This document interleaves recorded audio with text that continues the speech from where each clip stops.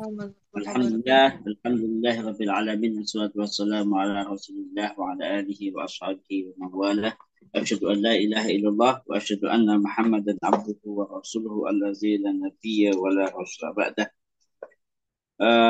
Pemirsa syiar malam yang dirahmati Allah Subhanahu wa taala, alhamdulillah pada malam ini kita akan sama-sama belajar untuk memperdalam sakofah Islam. uh, Kajian rutin kita tentang sistem pemerintahan Islam yang kita kenal dengan istilah khalifah, kekhilafahan. Jadi insya Allah kita akan masuk pada pembahasan tentang al-khalifatu muqayyadun fi tabanni bi ahkami syar'i. Jadi bahwa khalifah atau Amirul Mukminin itu wajib terikat ya dengan hukum syariat. Begitu. Ini sudah saya rangkum beberapa penjelasan. Ya, sebentar, saya izin share screen. Share. Oke. Oh, belum di ini ya? Di co-host. Jadi insya Allah kita akan membahas Alhamdulillah, tema Data. ini. Oke, siap. Oke. Ah,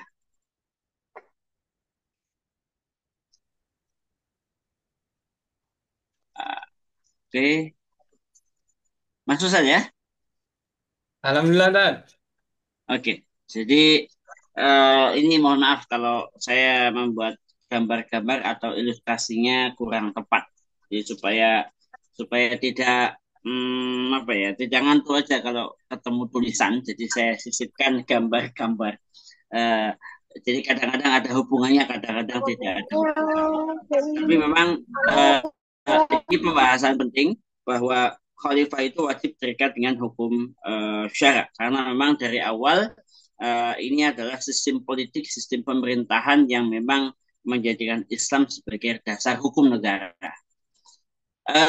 Ada beberapa poin yang perlu difahami terkait dengan kewajiban ini. Bahwa seorang khalifah, jadi Amirul Mukminin, sosoknya itu harus terikat dengan hukum-hukum syariat. Jadi kalau tidak salah ya, Raja Inggris, ya siapapun Raja Inggrisnya, apa namanya, dia tidak terikat dengan hukum.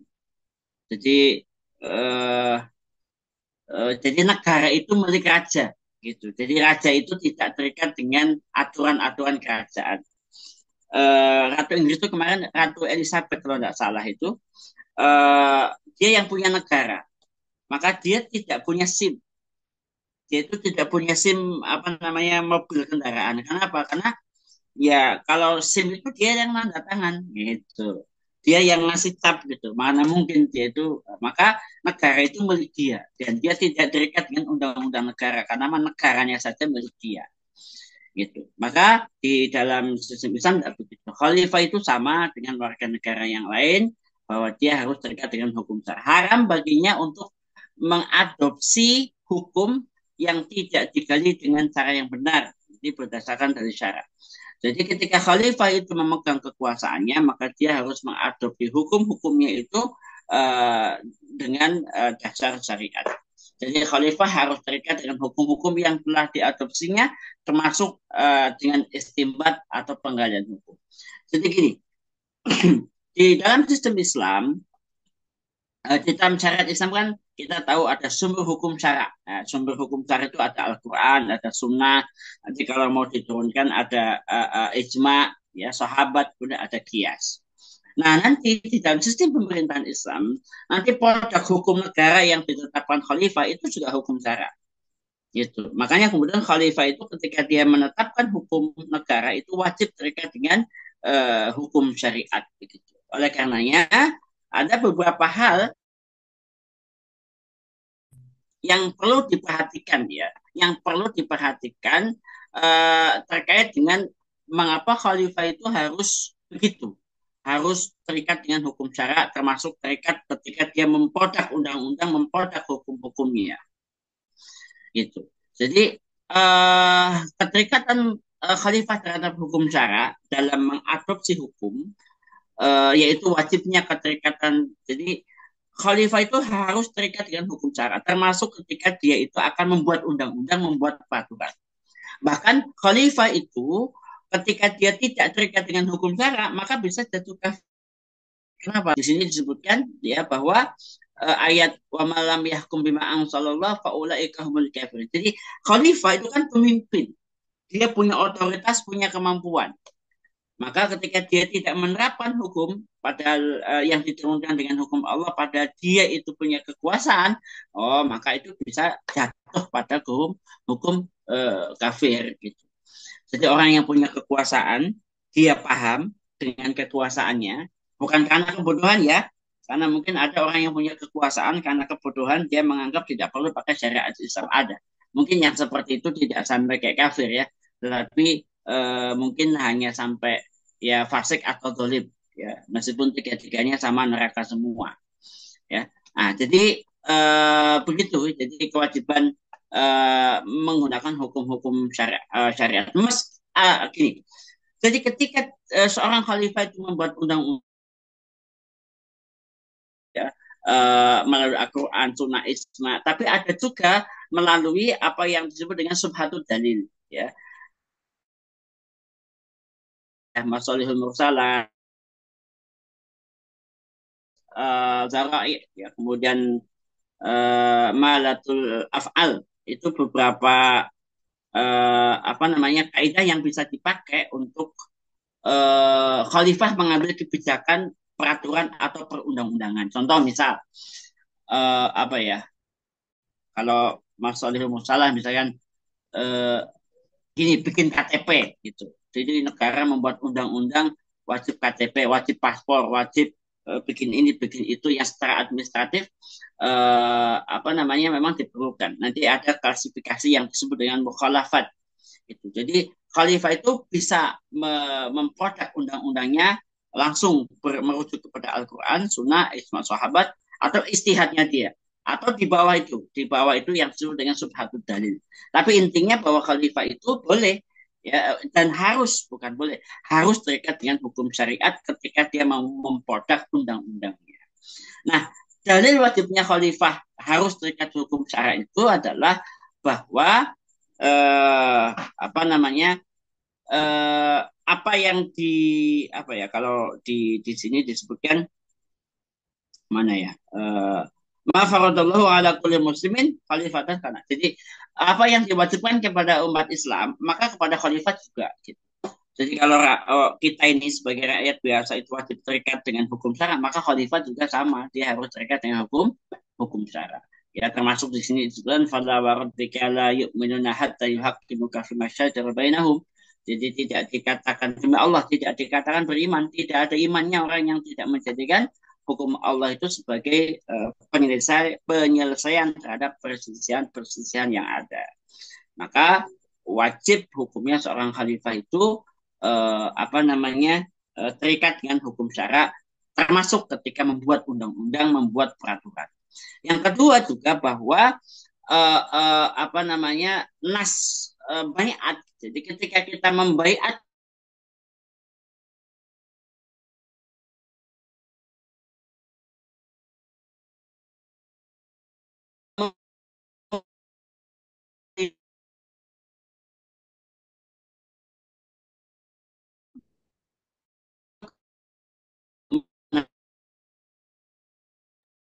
Suaranya Ustadz putus-putus ya.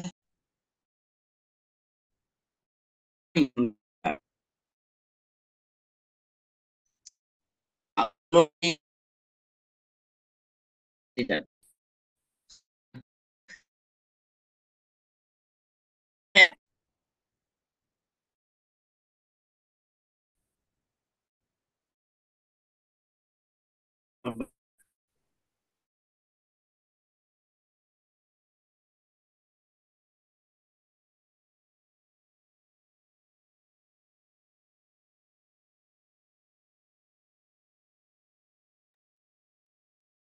Bentar ya Bapak Ibu. Ini baru terlempar ini.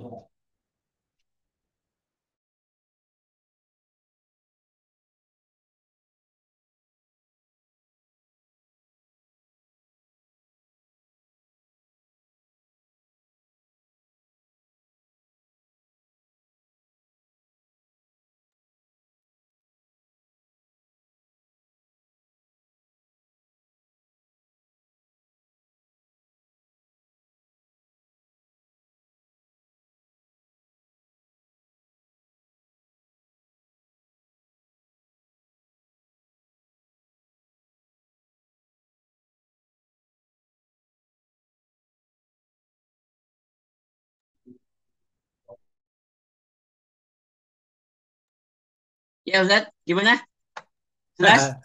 Eh, poin kedua terputus tadi saat penjelasannya boleh Oh diulang iya, kembali iya. Tad. Maklum ini sinyalnya kurang ini. Sebentar, sebentar.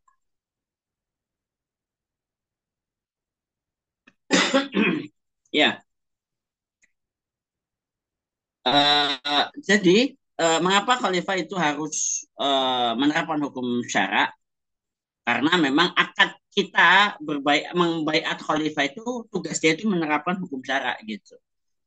Jadi tidak untuk menerapkan hukum yang lain. Gitu. Jadi ini akad baiatnya. Dan yang ketiga bahwa khalifah diangkat untuk menerapkan hukum syara, ya. Karena itu tidak hal baginya untuk apa namanya mengambil selain hukum syara, ya.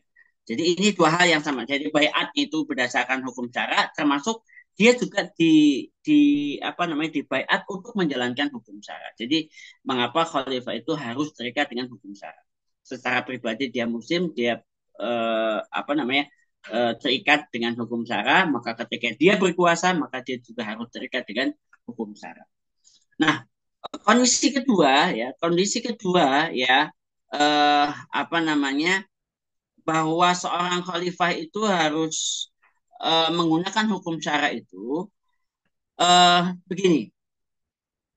Jadi ketika khalifah itu menetapkan undang-undang, menetapkan peraturan, maka dia bisa melakukannya dengan istihadnya sendiri, ya, dengan istihadnya sendiri, atau nanti ada yang namanya apa penasehat, ya, atau namanya ya penasehat utama, ya penasehat dia. Maka eh, ini adalah kewajiban standar sebagai seorang muslim ketika dia itu akan mengamalkan sesuatu. Ya, maka ketika saya sebagai pribadi saya terikat dengan hukum syara, ya, maka saya bisa, kalau saya mustahid saya bisa beristihad, ya. Tetapi karena saya bukan mustahid, saya mengikuti atau pendapat orang yang saya percayai. Nah, kalau khalifah tentu levelnya berbeda. Khalifah itu tentu meskipun tidak harus menjadi mustahid, ya, tetapi dia nanti ada memang kudroh, ya, nanti ada adil juga, ya. Maka dia itu, ya, ketika dia mengadopsi hukum-hukum syariat itu, dia boleh menggunakan hasil apa namanya istimbatnya sendiri atau bertaklid kepada tadi penasehat utamanya dia. Gitu. Jadi tetapi intinya adalah tetap bahwa seorang khalifah itu harus apa namanya menggunakan standar syariat ketika menetapkan hukum-hukum yang akan dia berlakukan kepada umat. Jadi ini ya, karena uh, ini salah satu keberkahan nanti ketika kita ini punya pemimpin yang menggunakan apa aturan-aturan Islam itu nanti bisa jadi 24 jam hidup kita ini jadi ibadah gitu. Jadi misalkan hari Jumat libur gitu. Misalkan ada kebijakan khalifah, kebijakan libur. Maka kita ini liburnya kita itu berpahala karena eh, apa namanya liburnya itu karena keputusan khalifah, karena keputusan khalifah yang berdasarkan hukum syara, entah itu pertimbangannya tadi masalah mursal atau apa, tapi yang jelas ini adalah kebaikan yang bisa kita gunakan, ya, apa berkah dari diterapkannya hukum-hukum Allah Subhanahu wa taala melalui tangan khalifah itu. Jadi poin ini adalah poin di mana seorang khalifah tidak boleh tidak dia harus menggunakan apa namanya syariat Islam, ya, kaidah-kaidahnya untuk menetapkan peraturan dan perundang-undang. Begitu. Kemudian bab berikutnya itu tentang apa namanya pemberhentian seorang khalifah. Nanti ada forum tanya jawab. Pemberhentian seorang khalifah. Ya. Jadi khalifah itu bisa diberhentikan. Jadi dia bukan super power. Cuman memang ada dua hal ya seputar pemberhentian khalifah. Jadi ada yang secara otomatis ya. Pertama adalah khalifah tidak boleh tidak ditaati sejak terjadi perubahan pada dirinya.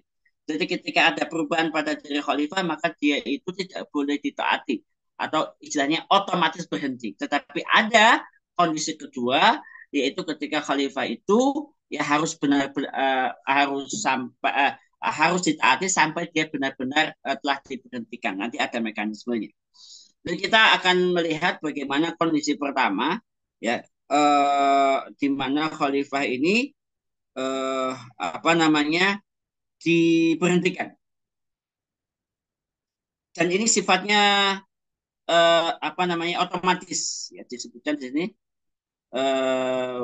Walladhi yataghayyaru bihi halatuhu wa yuhrijuhu anil khalifah salah satu umur. Jadi ada tiga.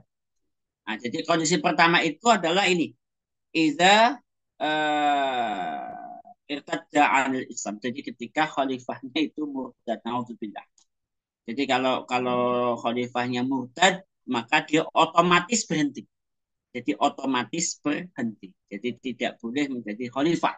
Ya, dalilnya apa ya? Jelas tadi murtad. Jadi salah satu dari syarat seorang khalifah kan harus muslim. Yang berikutnya nggak mungkin lah seorang kafir itu menjadi pemimpin, ya. Karena memang ada dalil yang mengharamkan ya orang-orang kafir menguasai kaum muslimin. Walaysallallahu lil kafirina 'alal mu'minina sabila. Itu yang pertama murtad. Nah, yang kedua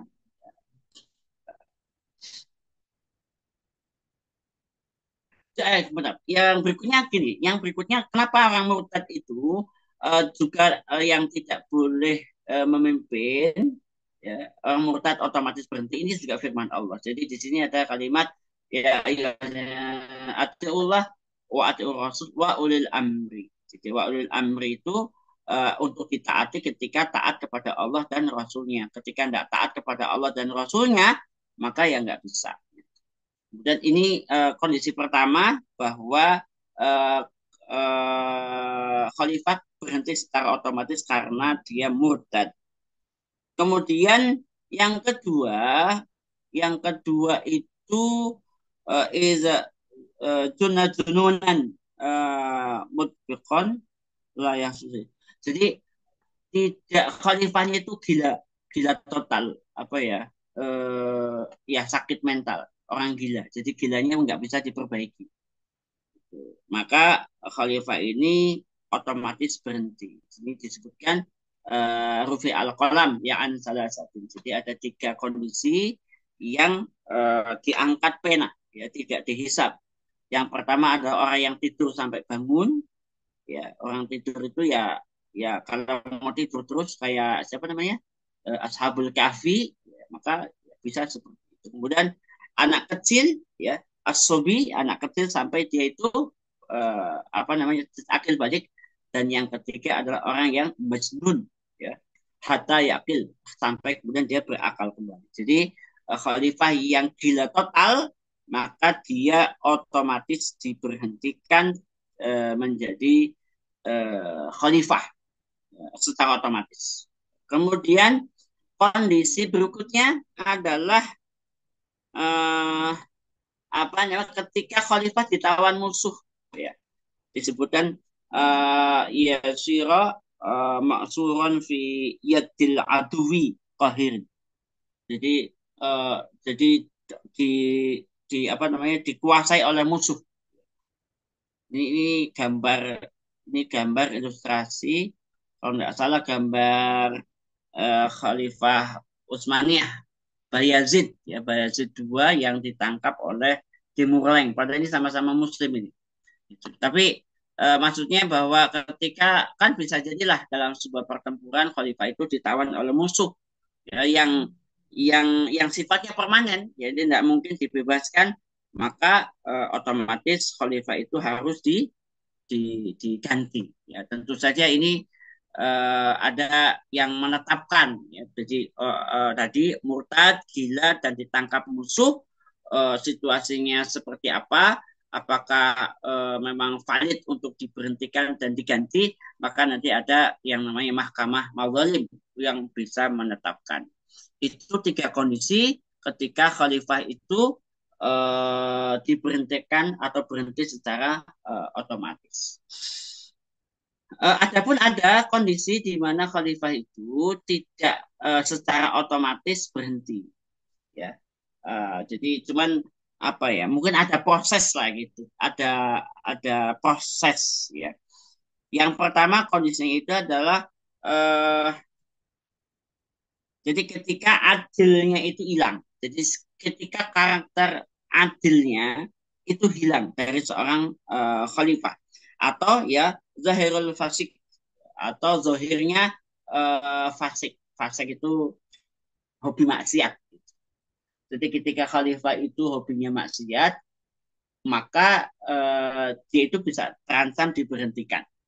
Nah, tetapi dalam konteks ini, jadi dulu dalam dalam sejarah Islam ada beberapa dituliskan dalam kitab Imam Suyuti, ya, Tarikhul Khulafa, beberapa khalifah itu ya perilakunya tidak baik. Ya, ada yang mabuk-mabukan, ya, main perempuan, misalkan ini kan fasik. Ya, seperti ini sebenarnya bisa di apa kalau sekarang itu namanya impeach, itu bisa di impeachment, bisa dijatuhkan, apa namanya, bisa diberhentikan.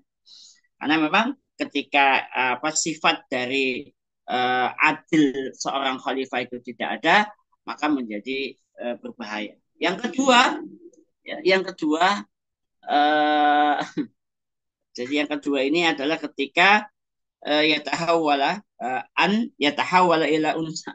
Jadi ini saya nggak tahu ya apakah ini akan menjadi fakta apa tidak. Jadi ketika khalifah itu kelaminnya berubah, ya, dari laki-laki menjadi perempuan atau banji. Ini jangan ditanyakan, kan mungkin operasi plastik atau apalah gitu ya. Khalifahnya rada-rada uh, uh, aneh gitu ya, sehingga dia mengoperasi dirinya, maka menjadi tidak boleh, ya, dia harus segera diganti, karena memang di dalam Islam ya ada syariat bahwa haram pemimpin kaum muslimin itu dipimpin oleh perempuan. Jadi ini ada riwayat di mana ketika bangsa Persia yang mengangkat putrinya sebagai pemimpin, maka Nabi SAW menyebutkan dalam satu riwayat, la yuflihal qaumun walau amruhum imra'atan. Jadi tidak akan beruntung satu kaum kalau apa namanya urusannya diserahkan kepada perempuan. Jadi sebagai khalifah maka dia tidak boleh seorang perempuan. Ini kondisi kedua yang nanti bisa diberhentikan. Kemudian yang ketiga, ya. Jadi yang ketiga itu adalah anjununa jununan ghaira mudbikin. Jadi apa yang tidak permanen. Jadi sorry. Eh, Tidak permanen itu maksudnya eh, apalah gitu ya, ada gangguan kejiwaan sehingga kadang-kadang sembuh, kadang-kadang gila gitu. Maka kondisi yang seperti ini khalifah itu mestinya diganti gitu ya. Gitu. Jadi hadisnya sama dengan yang tadi yang yarfa'ul qalam tadi. Yang keempat, jadi kondisi di mana eh, apa sih namanya, khalifah itu bisa diajukan untuk diberhentikan itu adalah ajzu anil qiyami bi a'ba'il khilafah. Jadi ketika tugas-tugas khalifah tidak bisa lagi ditunaikan oleh seorang khalifah. Ya, misalkan cacat tubuhnya atau apalah ya, sehingga tugas-tugas dia sebagai khalifah itu tidak bisa ditunaikan secara baik. Misalkan sakit serius, ya, serius, misalkan sakit stroke, ya, atau apalah gitu, sehingga khalifah tidak bisa menjalankan tugasnya sebagai pemimpin. Maka ketika situasinya seperti ini, ya tentu rekomendasinya diganti. Ya. Kemudian yang kelima, yang kelima itu adanya tekanan. Jadi adanya sebuah kekuatan alladzi yaj'aluhu ajizan 'anil tasarruf bi masalihil muslimin. Jadi ketika ada satu kekuatan menjadikan khalifah itu lemah, ya. Lemah, ya. Apa ya kalau bahasa kita ini, makanya ini gambarnya gambar boneka, kira-kira gambar boneka. Jadi kalau ada seorang khalifah yang entah secara langsung, entah secara tidak langsung dia terlihat sebagai boneka, boneka asing, maka dia tidak boleh. Maka ya mestinya kan ini juga menjadi ibrah juga ya, ketika pemimpin-pemimpin kita ini lebih lebih berpihak kepada siapa? Lebih berpihak kepada rakyat atau lebih berpihak kepada bukan rakyat atau konglomerat atau apalah gitu. Ini kan jadi persoalan. Jadi saya jadi ingat tadi siang saya dapat berita tentang bupati di Pati, bupati di Pati itu dimarahi sama rakyatnya, mau apa sih namanya, digusur karena menerapkan kebijakan pajak sampai 250%. Itu. Jadi saya cuma mikir begini, itu karena memang di beritanya itu kalau nggak salah di E-News itu disebutkan, oh ini kan kebijakan yang zolim, memberatkan rakyat di Pati itu. Sebenarnya hal yang sama juga kita bisa terapkan ke negara sebenarnya. Itu ketika negara berusaha mencari uang dari celah-celah untuk memalak rakyatnya, itu kan juga masalah. Sementara di sisi yang lain kekayaan alam kita tidak bisa digunakan sebaik-baiknya, sebanyak-banyaknya untuk kemaslahatan umat dan rakyat. Maka bisa dimaknai bahwa pemimpin kita ini lebih tunduk sama oligarki, sama yang punya duit daripada kepentingan rakyatnya. Nah, ya seperti inilah kondisi. Ketika khalifah itu apa namanya tidak bisa independen, dia malah malah apa sih namanya malah mengikuti ya kehendak eh, siapa tadi, pengusaha atau asing, makanya tidak boleh. Maka dia direkomendasikan untuk di ini ya apa namanya diganti. Nah, situasi di mana khalifah itu bisa diberhentikan ya karena penguasaan ya, atau ketidakmampuan dia. Pertama, jika ada seorang atau sekelompok orang di antara pendamping khalifah yang menguasai khalifah, mendikte khalifah. Nih, di sejarah Islam itu di zaman kekhilafahan ya, terutama nanti di apa namanya Buaih ya salah satunya, itu termasuk yang eh, eh, apa namanya mengendalikan khalifah gitu. Jadi kalangan Syiah ya itu banyak mengandalkan khalifah. Bahkan nanti ketika di sekitar tahun abad ke-12-an, khalifah itu betul-betul dalam penguasaan Syiah, baik seseorang atau sekelompok orang. Karena memang begini, ya kadang-kadang kan karena ya bau bau bau dinasti. Jadi memang kita akui bahwa sistem khilafah itu dulu diterapkan tidak ideal. Ya ketika khalifah itu dipilih berdasarkan keturunan atau ya anak-anak khalifah gitu. Maka kadang-kadang khalifahnya anak kecil gitu ya. Makanya ada wali wali wali khalifah lah ya, semacam apa ya, wali wali bagi kepemimpinannya. Maka sebenarnya yang berkuasa itu bukan bukan sang khalifah, tapi orang yang berada di belakangnya, bisa ibunya, bisa neneknya, ya bisa tokoh-tokoh penting di balik itu semua. Ini bisa terjadi seperti itu, ya. Atau yang kedua, ya ketidakmampuan khalifah, ya apa namanya dalam menjalankan kebijakannya itu kan tadi di drive baik oleh personal atau kelompok orang. tapi bisa juga karena dia itu dikuasai oleh orang lain, dikuasai oleh musuh. Maka dalam seperti ini, maka mau tidak mau tentu saja khalifah ini harus diupayakan diberhentikan karena tugas negara itu sangat penting sehingga hal-hal yang bisa menghambat ya terlaksananya hukum-hukum Islam itu harus segera dieliminir. Maka nanti ya ada proses ya sehingga khalifah nanti akan diberhentikan. Nah, kemudian siapa yang apa namanya yang akan menggantikannya? Ya maaf bukan siapa. Jadi, dari 5 hal yang tadi ya seorang khalifah wajib diberhentikan ya ketika salah satu keadaan itu terjadi. Hanya saja dia tidak akan berhenti sendiri melainkan dengan keputusan hakim. Ya, jadi itu nanti yang akan menjelaskan itu jadi hakim mahkamah mazalim. Jadi ketika terbukti bahwa khalifah itu misalkan eh, apa nanti hmm, adilnya hilang, dia fasik, hobinya maksiat. Kemudian yang kedua dia itu apa jadi perempuan misalkan atau jadi banci. Kemudian dia itu terkena penyakit gila ya stres atau depresi misalkan. Kemudian dia itu tidak bisa mengemban amanah jadi khalifah, maka ketika aspek-aspek ini muncul maka tinggal diajukan kepada Mahkamah Mazalim dan nanti Mahkamah Mazalim hakim yang akan memutuskan diganti atau tidak. Ini ketika dua kondisi apa namanya khalifah itu diberhentikan. Bisa diberhentikan secara langsung, secara otomatis karena gila dan misalkan dan hilang akal, murtad dan dikuasai oleh asing secara penuh. Begitu. Kemudian yang berikutnya adalah ini ya di dalam Islam. Jadi umat tidak berhak untuk memberhentikan, menjatuhkan khalifah. Jadi ini ada bab tentang al-ummatul la tamliku husnul khalifah. Jadi seperti itu. Jadi tidak kemudian apa sih namanya kalau power people, people power.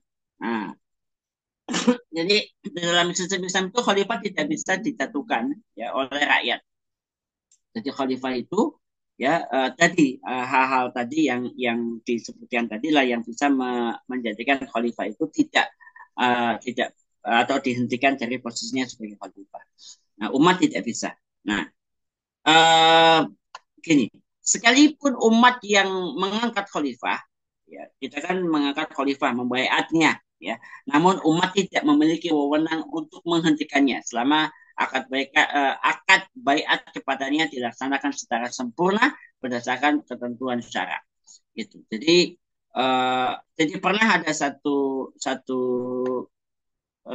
peristiwa ini salah satu hadis ya. Jadi disebutkan man kariha min amirihi syai'an falyasbir. Jadi Nabi menyebutkan siapa saja yang membenci dari pemimpinnya maka dia bersabar. Fa innahu laisa ahadun minan nasi apa yafariqul jamaah sibron fayamut illa mata mitatan zaidah. Jadi kalau kalau kita ini memisahkan dari kepemimpinan Islam, ya meskipun pemimpinnya nggak kita sukai, maka itu eh, menjauh saja itu dihukumi dengan mati jahil. Ini mengerikan ya. Kalau kita itu, tapi ingat ya, ini jangan sampai salah arti. Menjauh dari kepemimpinan Islam itu kepemimpinan Islam yang menerapkan dan menetapkan hukum syarak sebagai landasan negara. Gitu. Jadi ini kita bicara dalam konteks yang itu. Jadi bukan dalam konteks kepemimpinan yang lain. Gitu. Jadi begitu.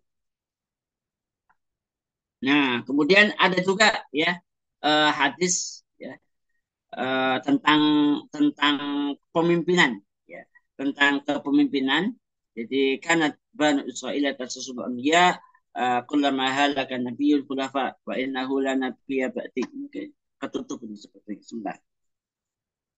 Nah, nanti uh, perintah dari Nabi SAW itu adalah untuk membaiat khalifah. Ya, membaiat khalifah, ya maka tetapilah khalifah yang awal tadi. Kemudian ada hadis lain yang sama, ya, yang menjelaskan bahwa kita tidak boleh apa namanya melawan pemimpin khalifah. Ya. Jadi dalam satu riwayat, jadi sahabat Abdul Mas'ud ya, berkata kepada Nabi, dan dia semacam laporan, wahai Rasulullah, ya nanti ada yang mereka itu mengambil harta kami, ya maka bagaimana perintah Anda? Jadi orangnya zolim, mungkin narik pajak kencang banget. Tapi Nabi tidak kemudian memerintahkan untuk menjatuhkannya, malah minta untuk memenuhi haknya sebagai rakyat. Harus tidak boleh melawan, kira-kira begitu.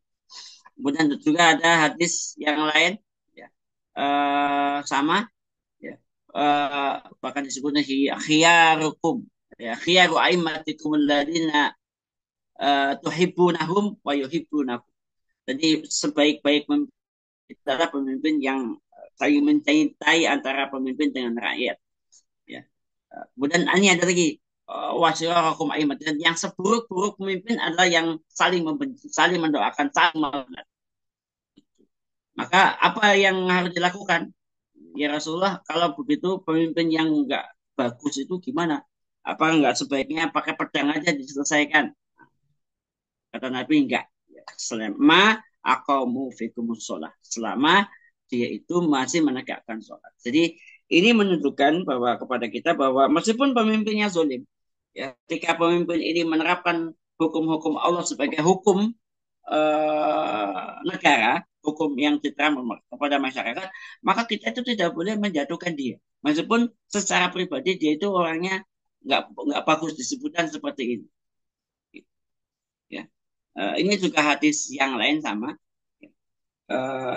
Disebutkan di sini yakunu ba'di a'immatukum la yahtaduna bi huda. Jadi tidak menggunakan petunjuk-petunjuk dari aku. Jadi ada pemimpin-pemimpin yang tidak menjadikan Al-Quran dan Sunnah itu sebagai apa ya, sebagai pedoman. Ya, kalau sudah seperti itu ya ini kayaknya kalau dipikir-pikir hari ini juga kita bisa menyaksikan ada pemimpin-pemimpin yang tidak menjadikan Al-Quran Sunnah sebagai apa namanya, sebagai tuntunan. Cuman ini yang apa ya, yang kadang-kadang disimpangkan itu adalah karena perintahnya ya ini, ya tasma'u wa ati'u. Jadi meskipun begitu harus ditaati. Cuma memang ini konteksnya konteks khalifah, ya, khalifah atau pemimpin yang menerapkan hukum Islam, Al-Quran dan Sunnah sebagai dasar negara. Termasuk mereka yang dengan cara yang solid tetap tidak boleh melakukan menjatuhkan pemimpin yang seperti itu. Menerapkan pajak yang tinggi. Saya garis bawahi lagi, di disclaimer lagi bahwa ini untuk pemimpin yang menerapkan hukum-hukum Allah Subhanahu wa taala. Kemudian, nah, dari hadis-hadis yang tadi menjelaskan bahwa seorang khalifah, ya, melaksanakan sesuatu yang mestinya apa? Bahwa seorang khalifah melaksanakan sesuatu yang mestinya dia diberhentikan. Dia kan tadi zolim, begini zolim tadi, ya. Namun justru Rasulullah SAW memerintahkan tetap taat. Gitu. Jadi meskipun berbuat kezoliman itu tetap taat, dia tetap bersabar. Ya, ini menunjukkan bahwa umat ini tidak diizinkan untuk menghentikan posisi khalifah. Umat tidak boleh. Ya. Dalam satu riwayat, ya, ada seorang apa namanya, suku Baduy yang telah membaiat kepada Nabi, kemudian dia tidak suka, ingin baiatnya diminta kepada Rasulullah SAW, kemudian dia menolak. Ya. Rasulullah SAW menolak, diminta mana baiatnya, dikembalikan. Saya kan sudah berbaiat, saya nggak mau lagi, enggak. Gitu. Maka keluarlah hadis ini bahwa Madinah itu disebutkan sebagai tungku yang akan membersihkan masyarakatnya menjadi masyarakat yang jadi orang yang nggak bagus, orang yang fasik, orang yang zalim tidak akan keluar dari kota-kota Madinah. Jadi ini menunjukkan bahwa ketika sudah berbaiat maka tidak boleh baiat itu diambil oleh masyarakat, oleh umat. Nah, sahabat syiar malam yang dirahmati Allah Subhanahu wa taala, yang berikutnya adalah mahkamah mazalim ya, yang berhak untuk memberhentikan. Tadi kan di awal bahwa ada yang situasi yang mengharuskan secara otomatis khalifah berhenti, ada yang 5 kondisi yang khalifah itu bisa diajukan untuk diberhentikan. Dan siapa yang apa namanya yang berhak untuk memberhentikannya yaitu mahkamah mazalim. Jadi mahkamah mazalim adalah yang berhak untuk menentukan keputusan kalau memang keadaan khalifah telah mengalami perubahan yang bisa mengeluarkannya dari jabatan khalifah. Dia juga yang memiliki wewenang untuk memberhentikan atau memberikan peringatan kepadanya. Jadi mahkamah mazalim itu bisa didatangi oleh masyarakat, disampaikan begini, begini, begini, begini, gitu. Jadi kepada mahkamah mazalim tentang kezaliman dari seorang pemimpin. Maka ini satu-satunya institusi di dalam Islam yang akan menyelesaikan persoalan pemberhentian seorang khalifah. Maka dari paparan tadi ringkasnya adalah pembahasan tadi tentang wajibnya khalifah terikat dengan hukum syara dalam menetapkan hukum-hukum negara, ya kemudian pemberhentian khalifah baik yang permanen, baik yang otomatis maupun yang tidak, dan rakyat tentang tidak bolehnya rakyat untuk umat untuk menghentikan khalifah, dan yang terakhir hanya mahkamah mazalim saja yang berhak untuk memberhentikan posisi khalifah dari kedudukannya. Jadi itu pembahasan kalau tidak salah dari halaman berapa tuh di kitab aslinya itu di halaman 202 sampai halaman 115-an. Jadi ini pembahasan tentang tadi beberapa poin. Mudah-mudahan bisa dipahami dan mudah-mudahan ada kebaikan untuk kita semua. Begitu, Ustaz.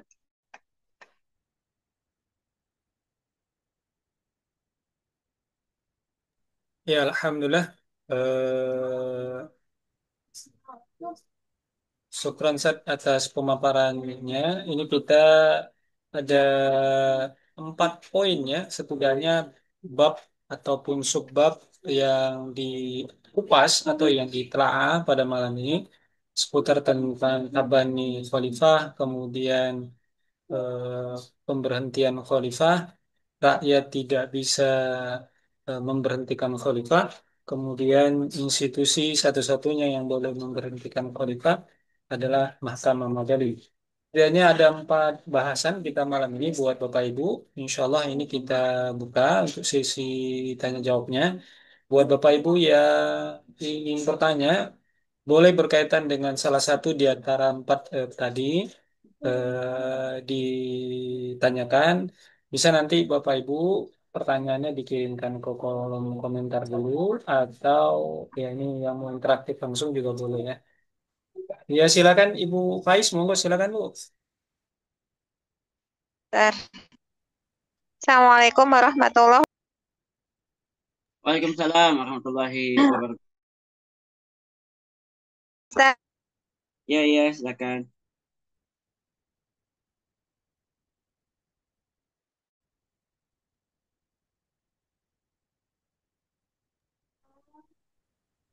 Masih di Bisa nggak? masih di unmute nih.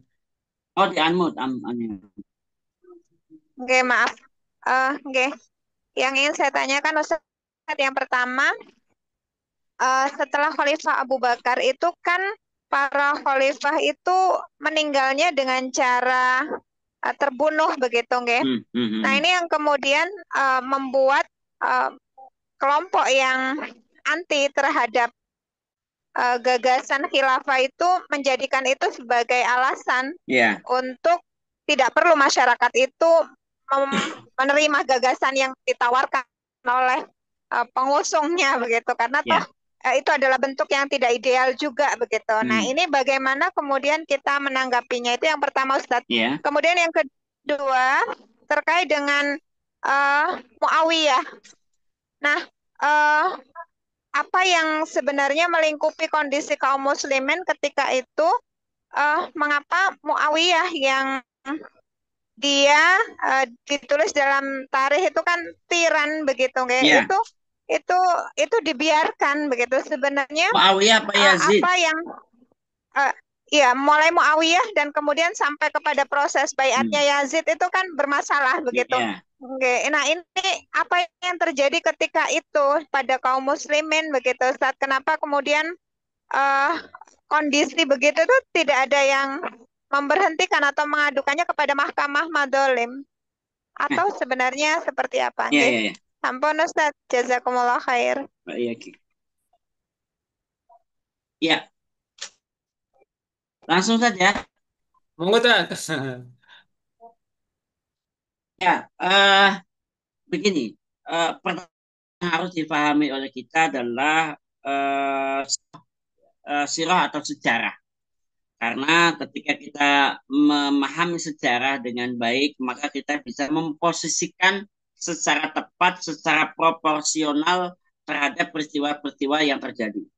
Jadi ketika terjadi pembunuhan terhadap Umar, apa yang terjadi, apa yang berada di belakangnya, kemudian terjadi pembunuhan terhadap Sayyidina Utsman, peristiwa apa yang terjadi, seperti apa prosesnya, dan peristiwa politik apa di sekitarnya, ya, termasuk juga kepada Imam Ali. Ya, ketika Imam Ali pada akhirnya juga terbunuh, jadi mengapa ada orang-orang yang seperti itu? Nah, perlu dipahami bahwa Islam ini hak dan batil itu selalu perang, ya. Dan bahkan sejak Rasulullah SAW itu orang-orang kafir itu berupaya untuk menjatuhkan, meruntuhkan Islam dengan berbagai macam cara. Ya, mereka tidak suka. Jadi ingat ayatnya itu, orang kafir itu selalu berbuat seperti itu. Maka peristiwa-peristiwa perpecahan di kalangan kaum muslimin, ya, itu terjadi tidak lepas dari rekayasa politik dari orang-orang yang tidak suka terhadap Islam. Sebutlah misalkan ada tokoh, misalkan Abdullah bin Sabah misalkan, gitu ya, yang nanti punya peran penting untuk memprovokasi, bukan hanya membunuh tokoh-tokoh para khalifah. Nanti kita tahu ada yang namanya perang Jamal. Ya, Ustazah bisa bayangkan Ummul Mukminin, ya, Siti Aisyah ini berperang dengan Ali. Ali itu menantu Nabi. Itu bisa duel. Kok bisa? Gitu. Ini adalah rekayasa politik. Rekayasa politiknya siapa? Orang yang memusuhi Islam. Itu. Jadi terjadinya gonjang-ganjing tadi, gonjang-ganjing politik sampai terbunuhnya para khalifah ini bukan karena pertengkaran para sahabat, bukan. Gitu. Tetapi karena ada aspek lain di luar Islam yang tidak suka terhadap Islam, tersebut kalangan munafikin, kalangan kafirin, gitu, yang tidak senang Islam itu baik-baik saja. Nanti sampai terjadi perang sivil sekalipun, ini kan tadi perang zaman, perang sivil itu adalah perang rekayasa. Perang rekayasa siapa? Adu domba dari orang-orang yang menghendaki jadi yang namanya kan ketika Utsman itu meninggal dunia, Muawiyah sebagai kerabat di Damaskus itu kan diprovokasi. Ya, mungkin awalnya ingin menuntut darah, kan harusnya hukum kisos, ya, pembunuh harus dibunuh lagi. Tapi memang situasi politiknya itu sedang kacau, sehingga Imam Ali itu sebagai khalifah itu tidak langsung mengambil solusi menghukum langsung, tetapi beliau menstabilkan kondisi negara. Nah, situasi ini kemudian diprovokasi oleh pihak-pihak lain, sehingga apa? Pada akhirnya mengerahkan pasukan dan sebenarnya mau berdamai, tapi sekali lagi tadi ada rekayasa dari orang-orang munafik dan orang-orang kafir, sehingga tidak terjadi perdamaian. Jadi sekali lagi, konflik-konflik yang terjadi pada era Umar sampai wafatnya, Utsman sampai wafatnya, sampai Ali sampai wafatnya, itu bukan karena perilaku sahabat, tetapi memang para sahabat itu orang-orang yang bersih hatinya, ya, sehingga dia tidak pernah berpikir macam-macam, ya, tapi provokasi dari musuh-musuh Islam, sehingga ini pertama ketika kita memahami sejarah, ya, sehingga kita tidak terprovokasi. Yang kedua, mengapa kita mengadopsi sistem pada masa Khulafaur Rasyidun, ya, itu karena memang ada stempel kebaikan yang ditetapkan oleh Allah, ditetapkan oleh Rasulullah kepada era itu, gitu. Misalkan ayat yang as-sabiqun al-awwalun, itu kan ayat yang radhiyallahu anhum wa radu'an, gitu. Jadi siapa mereka? Ya para sahabat. Jadi para sahabat itu mendapat stempel bahwa diridhoi oleh Allah Subhanahu wa taala. Kemudian para sahabat bahkan oleh Nabi SAW dijamin masuk surga. Itu. Maka era inilah bahkan Nabi menyebutkan era Khulafaur Rasyidun, setelahnya, kemudian setelahnya. Itu. Maka kita menggunakan menjadikan masa era Khulafaur Rasyidun sebagai rujukan sistem pemerintahan, karena memang Allah sendiri meridhoi para sahabat, Nabi memastikan para sahabat, mayoritas sahabat Nabi itu dijamin masuk surga, ya. Dan yang berikutnya begini, yang berikutnya saya melihat bahwa mereka yang menolak sistem kekhilafahan Khulafaur Rasyidun itu juga tidak fair, gitu. Karena mereka di sisi yang lain juga menggunakan sistem yang jauh lebih bobrok, begitu. Gitu. Sebutlah misalkan sistem demokrasi, sistem kerajaan, itu lebih parah dari sejarah Islam. Gitu. Jadi kalau kemudian hanya menyalahkan satu poin, terbunuhnya Abu Bakar, terbunuhnya Umar, terbunuhnya Umar, Utsman dan Ali, kemudian mendelegitimasi sistem yang ada, justru kalau mencontoh demokrasi, mencontoh sistem dinasti lebih rusak lagi, gitu. Jadi jadi tiga poin itu yang menurut saya perlu dipahami. Satu, sehingga tahu duduk persoalannya. Dua, kita menggunakan era sahabat sebagai rujukan karena ada hujahnya, ya, Allah mengatakan keridhaannya, Nabi menjamin banyak sahabat masuk surga. Dan yang ketiga, apa yang dituduhkan kepada tadi orang-orang yang hasud terhadap sistem Islam, di sisi yang lain dia merujuk kepada sistem yang jauh lebih buruk dari sistem Islam itu sendiri. Demokrasi sejak di negeri Yunani saja sudah ditolak. Sokrates dihukum mati. Ya, kemudian sistem dinasti, ya kita tahu sistem dinasti yang pewarisan tahta itu kan dari sunahnya Heraklius, gitu. Nah, jadi tiga hal itu barangkali yang bisa memposisikan kita tetap menjadikan sebagai rujukannya kepada sistem Khulafaur Rasyidun. Dan nanti kekhilafan yang nanti akan muncul pun sistemnya akan merujuk kepada sistem itu. Yang kedua, tentang mengapa era setelah Khulafaur Rasyidin, misalkan era Muawiyah, kemudian sebenarnya begini, secara umum estafeta kepemimpinan dari Khulafaur Rasyidun kepada sistem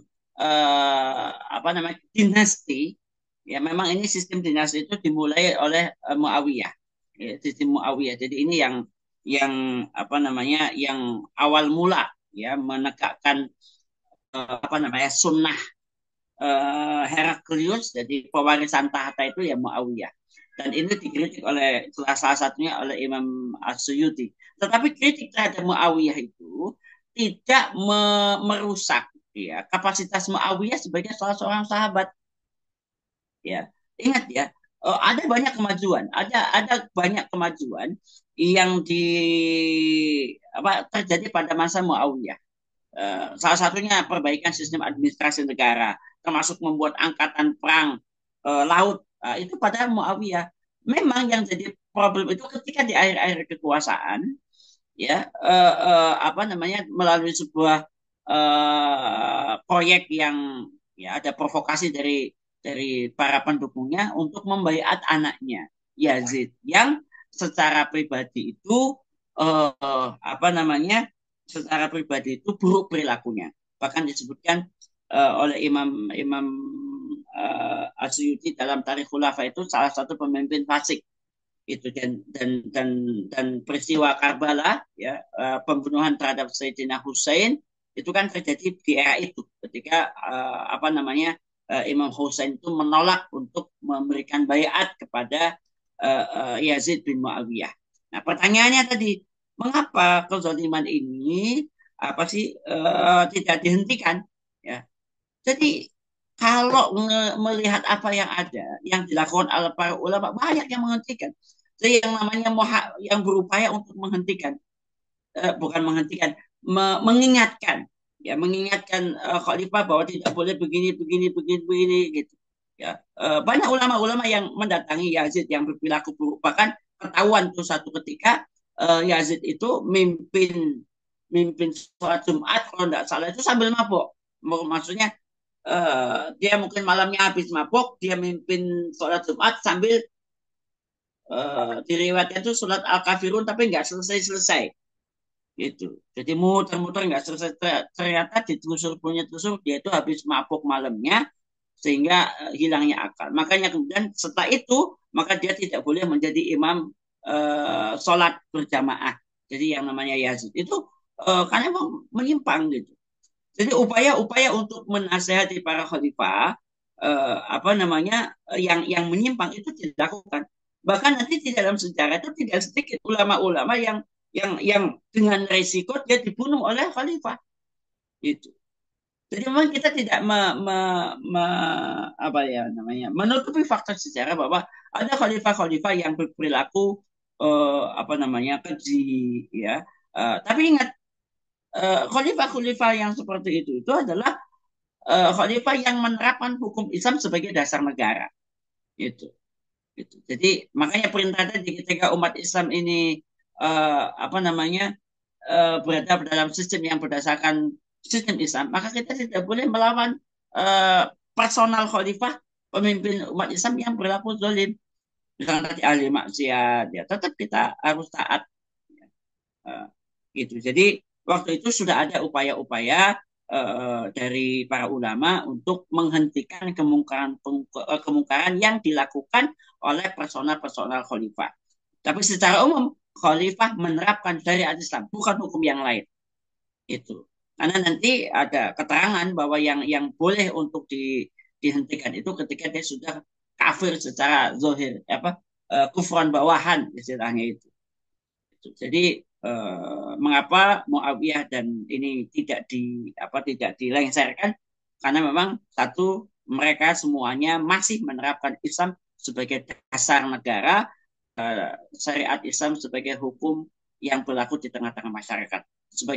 Sedangkan perilaku negatif itu hanya pada personal khalifah, dan itu sudah banyak para ulama yang mengingatkan mereka. Jadi tidak kemudian mereka itu biarkan begitu. Oh, hebat-hebat ulama-ulamanya nggak takut mati. Jadi bahkan ulama itu membawa kafan datang ke khalifah. Udah siap-siap nanti kalau khalifahnya tidak berkenan dihukum mati. Tapi tidak ada masalah. Jadi seperti itu kira-kira. Oke.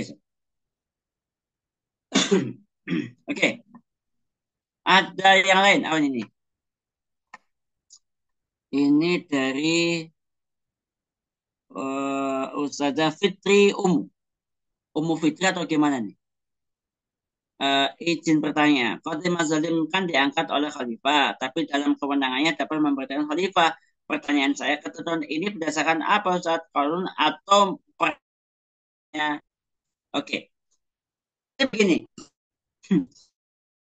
saya jawab ini kayak gini, kayak kayak di negara kita supaya gampang gambarannya itu, di negara kita kan instrumen yudikatif itu kan ada pengadilan tinggi sampai kejaksaan agung sampai Mahkamah Konstitusi. Nah, Mahkamah Konstitusi, Jaksa Agung itu kan apa namanya eh, eh, diangkat oleh presiden. Ya, secara teori, ketika presiden itu menyimpang, itu kan bisa dihentikan. Pemakzulan, ya, meskipun prosesnya ribet gitu ya, meskipun prosesnya ribet, itu ada proses pemakzulan. Kayak sekarang itu ada apa namanya upaya-upaya pemakzulan wakil presiden karena dianggap anu gitu loh. Jadi ini bisa terjadi. Nah, jadi kenapa apa namanya di dalam kitab ini di kitab Nizamul Hukmi ini ya itu eh, posisi Mahkamah Mazolim itu diposisikan seperti itu. Jadi ini tentu saja nanti ada lagi kitab tambahan namanya Ad-Dijah Ad-Daulah Khilafah itu bahwa struktur ini adalah struktur yang mayoritas berdasarkan dalil. Tetapi ada di antaranya itu adalah merupakan hasil istihad dari Syekh Taqiyuddin An-Nabhani yang dilengkapi oleh Syekh Abdul Qadim Zalum bahwa inilah hierarki apa namanya khilafah di dalam Islam. Harusnya begini, begini, begini, begini. Itu dari mana? Dari pengalaman-pengalaman, bukan pengalaman, dari sejarah-sejarah dan kitab-kitab syiar yang diproduksi, dicetak atau ditulis pada era itu. Gitu. Apa namanya? Misalnya ketika negara itu membuat lembaga apa namanya pemungut pajak itu bukan kharaj misalkan. Jadi pada masa Umar itu kan kekuasaannya kan luas sekali. Jadi dulu zaman Nabi itu nggak ada administrasi yang teratur itu. Bahkan pembukuan, nah, nanti dibuat kantornya, bahkan macam-macam. Jadi memang dari sisi ini perangkat-perangkat hukum Islam itu berkembang. Ya termasuk nanti sistem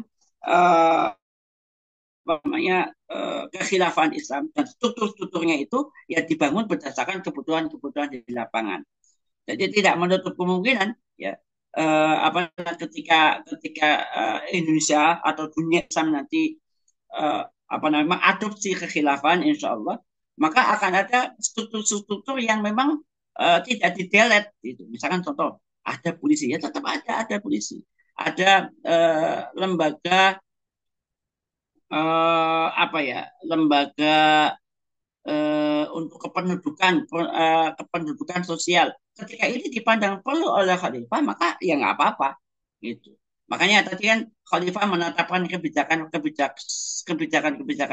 ada dalil syariatnya, Al-Quran, Sunnah, ada ijma sahabat, atau nanti ada yang namanya apa namanya apa tadi itu subhatut dalil kayak misalkan ya masalah tadi ya yang didasarkan kepada untuk menjaga maqasid syariah itu boleh itu jadi apakah kemudian khotimah zalim ini apa namanya ada dalilnya insya Allah ini digali berdasarkan istihad dan istimbat dari sang penulis yaitu Syekh Taqiyuddin An-Nabhani yang kemudian dikuatkan oleh Syekh Abdul Qadim Zalum.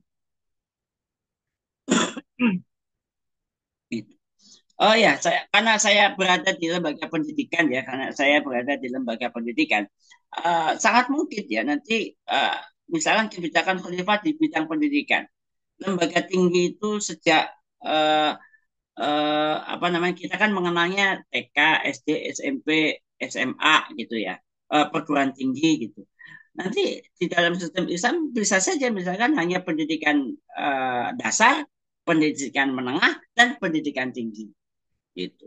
Termasuk kurikulumnya seperti apa? Ya nanti Khalifah akan mempertimbangkan mana apa namanya kurikulumnya misalkan anak SD itu pendidikan dasar itu tidak ada yang namanya pelajaran apa ya yang rumit-rumit gitu. Jadi hanya banyak hafalan, banyak menulis, membaca, cerita-cerita, gitu.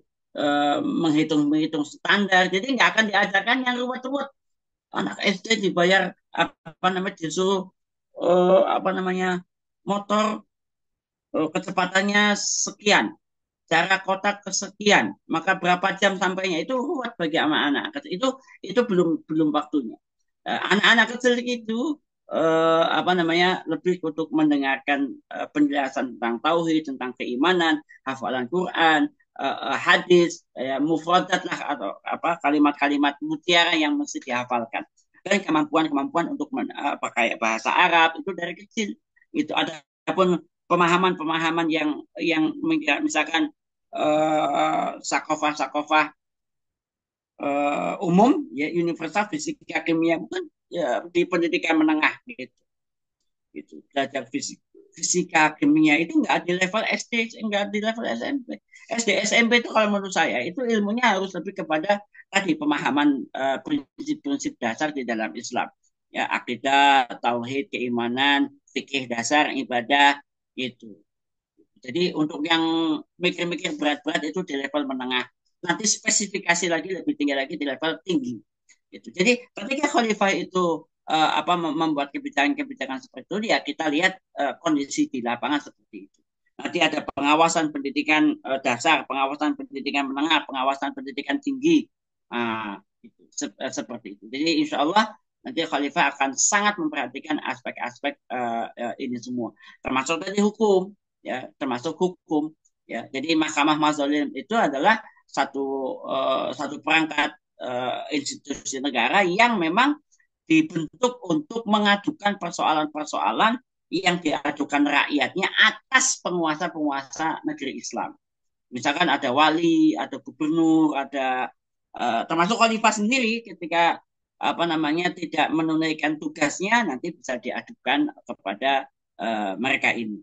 Ya, wong kita kan tahu ya, kita tahu dulu ada Hakim Suraih kalau nggak salah itu yang bahkan Imam Ali Khalifah sendiri kalah di pengadilan oleh hakimnya sendiri gitu. Itu ketika baju perang itu kan ada orang Yahudi yang dia mengklaim bajunya itu baju dia. Padahal padahal memang itu miliknya Ali. Tapi karena kalah di pengadilan, Khalifahnya kalah, Imam Ali-nya kalah. Itu kok bisa Khalifah kalah sama sama hakim yang diangkatnya? Nah, itulah di dalam Islam. Yang di dalam riwayat orang tadi orang Yahudi yang mengklaim asetnya Imam Ali akhirnya masuk Islam karena melihat keadilan Islam. Jadi kira-kira begitu.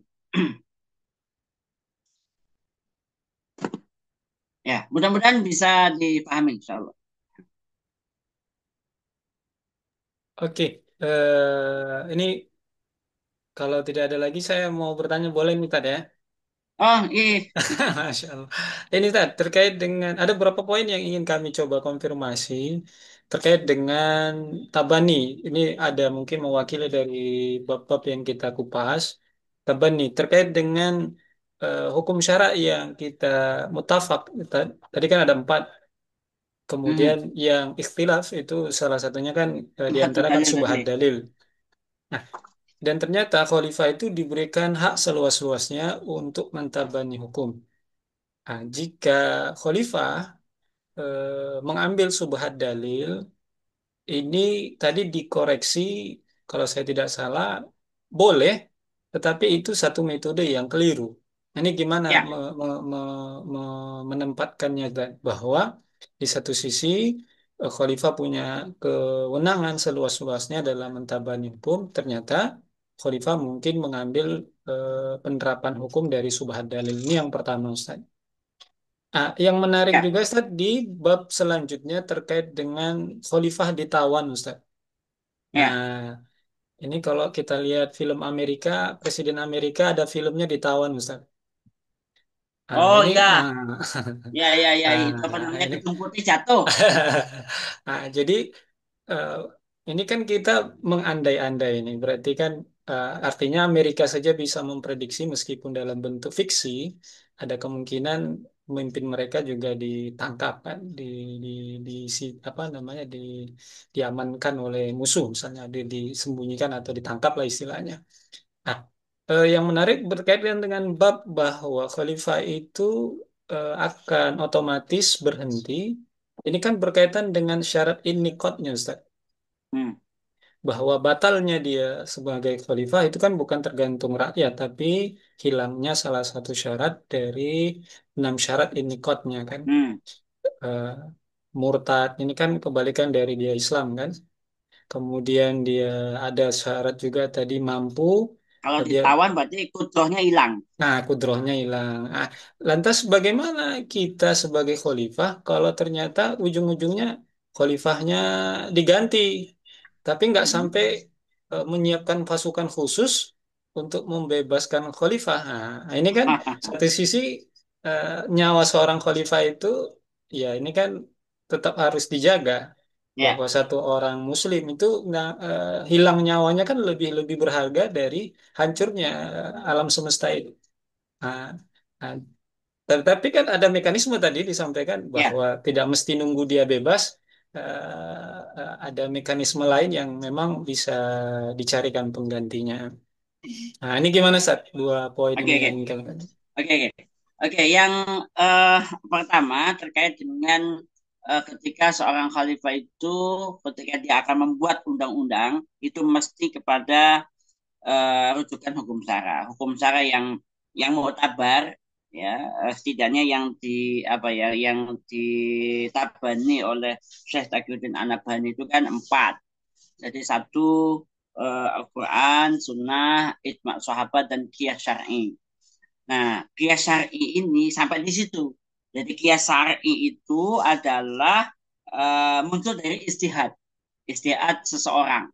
Nah, maka khalifah itu boleh ketika dia mau membuat kebijakan undang-undang itu dia beristihad, ya beristihad sendiri atau dia mukallid atau ada apa ya penasehat lah, penasehat dia yang nanti akan membantu menggalikan hukum. Oh ini begini begini begini gitu.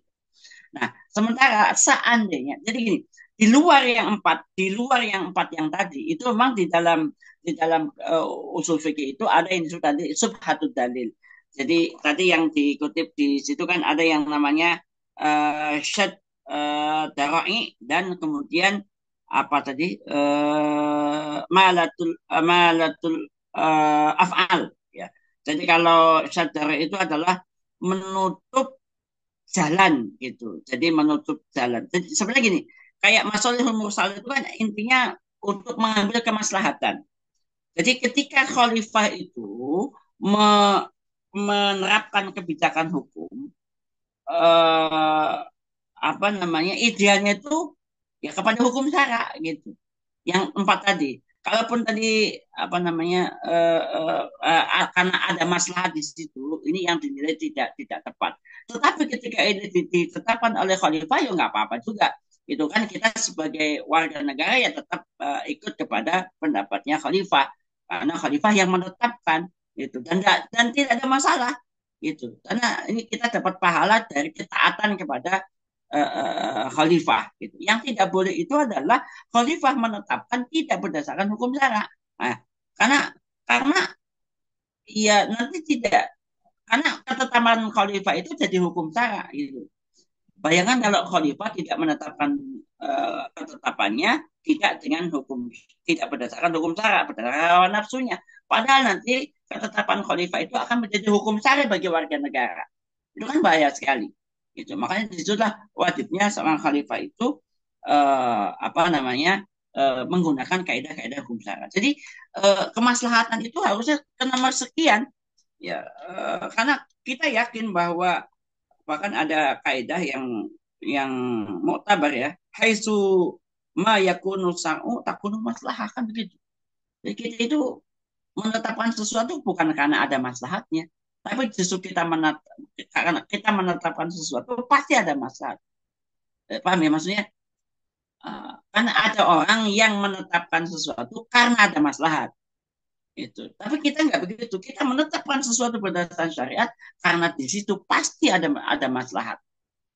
Nah, kira-kira begitulah kaidahnya sehingga seorang khalifah itu dia akan menggunakan pendekatan yang hukum syara yang tadi. Adapun ketika menetapkan subhatud dalil ya selagi memang apa namanya, eh, ya itu termasuk Islam juga gitu, meskipun eh, makan dalam pandangan Syekh itu tidak kuat pandangan itu. Tetapi ketika khalifah menetapkan ya tidak apa-apa juga, kita harus patuh terhadap apa yang ditetapkan oleh khalifah, kira-kira begitu.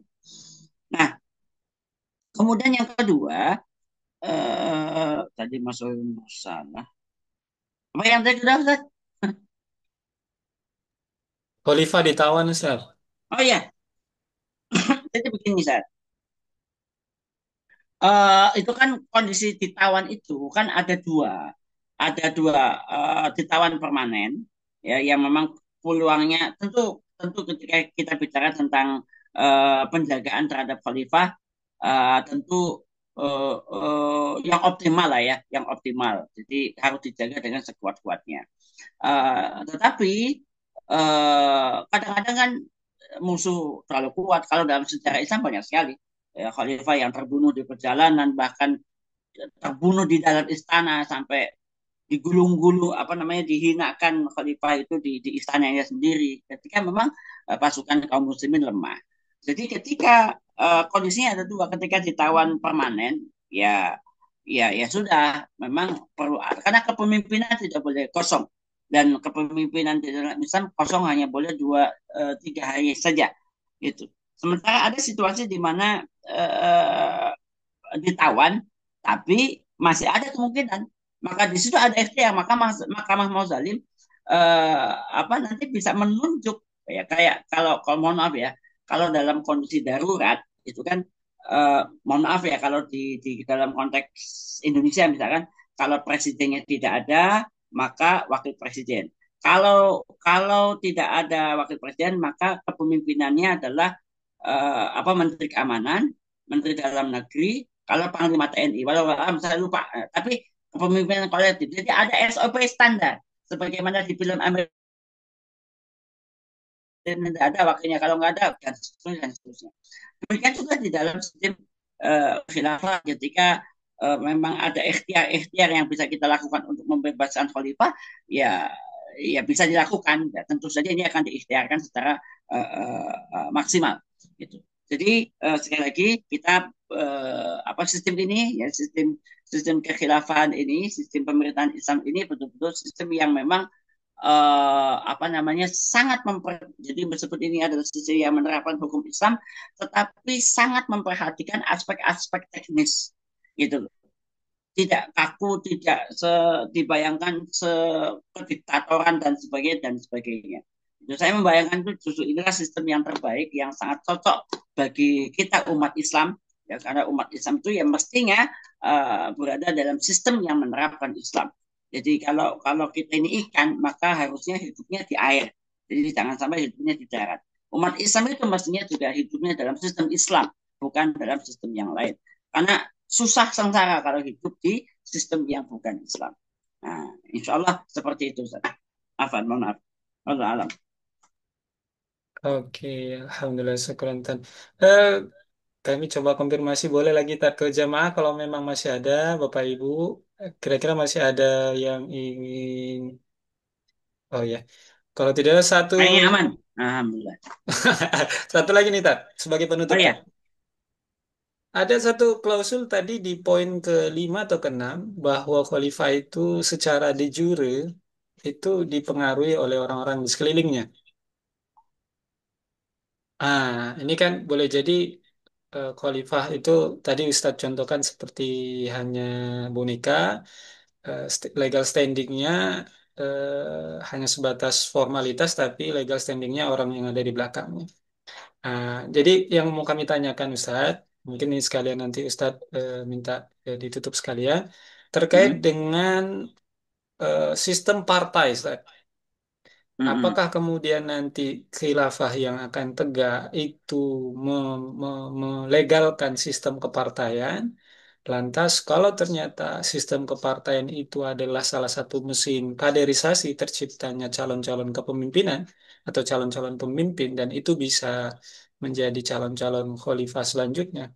Nah, apakah mungkin eh, partai-partai yang di dalam sistem Islam nanti seperti mirip-mirip Nah, kayak sekarang bahwa itu khalifah petugas partai. Nah, ini gimana nih, Ustaz? Bahwa Hmm. kita eh, bisa membedakan ya. Nah, mungkin apakah memang menerima sistem kepartaian di dalam Islam nantinya atau memang tidak dikenal. Kalaupun dikenal, apakah ada petugas partai nanti khalifahnya, Ustaz? Nah, mantap penjelasannya. Iya, iya. Jadi begini, di dalam sistem Islam akan ada partai, akan ada partai. Tapi partainya itu jelas fungsi dan tugasnya. Apa? Ya, partai di dalam Islam itu ya harus memenuhi wal takum minkum ummatun yad'una ilal khair. Jadi partai-partai yang ada, kelompok-kelompok yang ada itu tugasnya itu hanya untuk me, menyuruh kepada Islam. Jadi memberikan tausiah dan amar ma'ruf nahi munkar kepada khalifah. Itu. Nah, lantas bagaimana nanti mekanisme pemilihan khalifah? Apakah melalui partai prosedur partai macam-macam gitu, atau tadi jadi anak jongosnya partai atau seperti apa seperti yang kita saksikan hari ini? Setidaknya begini Ustaz. Jadi di dalam sejarah Khulafaur Rasyidun, khalifah itu bisa dipilih secara teknis uh, oleh khalifah sebelumnya. Kalau kalau sekarang kan belum ada, berarti kemungkinan ini tidak ada. Yang kedua, yang kedua itu dengan cara eh, apa yang disebut dengan apa sih? Jadi formatur. Nah, kalau di itu kan ada 6 sahabat ya ketika Umar itu menunjuk 6 orang untuk memilih itu siapa di antara umat ini yang layak menjadi khalifah. Nah, nanti Dewan Formatur ini nanti diformulasikan boleh diambil dari Majelis Ummah misalkan. Itu sangat mungkin gitu. Tapi yang jelas bahwa khalifah ini memang muncul dari keinginan dan kehendak masyarakat. Boleh bebas, masyarakat itu boleh memilih siapapun gitu. Tapi tadi ada syarat-syarat yang sebagaimana sudah kita jelaskan bahwa khalifah itu ada syarat, ada intikotnya seperti apa, ada afdoliyatnya, ya ada syarat-syarat tambahan juga. Itu. Ketika memang memenuhi syarat itu, ya tinggal dipilih oleh masyarakat. Pemilihannya bisa bisa itu teknis ya, bisa tadi melalui ahli wakil. Tapi kalau pemilu langsung kayaknya terlalu mahal itu nggak akan diadopsi. Itu. Tapi yang jelas khalifah itu tidak akan ada istilah petugas partai. Kenapa? Karena ketika dia menjadi khalifah maka dia itu menjalankan syariat Allah Subhanahu wa taala. Jadi tidak ada bahkan ketika dia misalkan partai berasal dari partai apa gitu ya, maka bisa jadi dia harus berlepas diri dari partai itu karena dia itu dari seketika menjadi khalifah dia itu menjadi pemimpin kaum muslimin bukan menjadi anggota partai itu dan partai itu tetap fungsinya mengingatkan khalifah mendakwahi melakukan amar ma'ruf kepada khalifah. Nah, kira-kira begitu. Jadi insya Allah peluang untuk menjadi petugas partai itu tidak ada. Karena khalifah ketika sudah mengambil kekuasaan, maka dia akan menerapkan hukum-hukum Allah Subhanahu wa taala. Kira-kira begitu. Ya, itu barangkali ya, mudah-mudahan apa yang sedikit saya sampaikan ini bisa menambah melengkapi pemahaman kita tentang sistem politik Islam dan mudah-mudahan sistem politik ini yang kita pelajari ini suatu ketika bisa kita amalkan, bisa kita aplikasikan dengan izin Allah Subhanahu wa taala. Itu saja terima kasih atas waktu dan kesediaannya hadir dalam forum ini. Alaikum. Wassalamualaikum warahmatullahi wabarakatuh.